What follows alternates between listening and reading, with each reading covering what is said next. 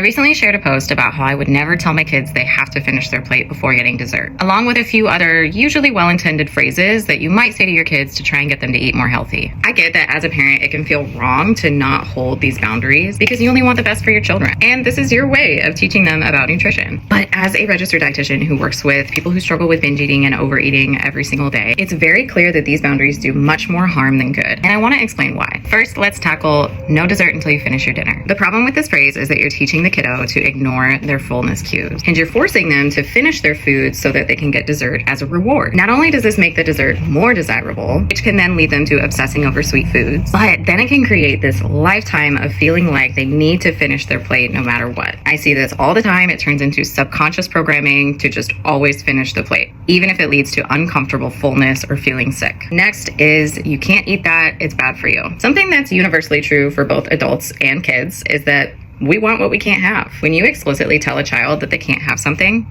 they're gonna want it more. And they're gonna eat as much of it as possible when they finally get their hands on it, even if it makes them sick, because they don't know when they're gonna get to have it again. This habit can, you guessed it, carry into adulthood, leading to either avoidance of those foods and then binging once we're around them, or just binging every time they're around them without even trying to avoid them in the first place. Lastly is claiming that certain foods are only allowed on special occasions. The harm in this is really similar to the others, which is when you tell the kids that you can only have cake on their birthday or only have the pizza once a month, and they start to feel the need to eat as much of those foods as they can when they finally have the chance, because they don't know when the next time is that they're going to get to. Again, these kiddos can internalize those food rules and then feel out of control anytime they're around those foods in adulthood. If you're someone that struggles with food, you may be listening to this and thinking, yep, that happened to me and now I can't eat like a normal person. But if you've never struggled with food, it might be hard to comprehend why those phrases may be harmful, which is totally understandable. So if you're still confused or wondering how to teach your kids how to have a healthy relationship with food, not lose control every time they're around sweets, I'll drop my recommendations in the caption of other phrases that you can say to your kiddos.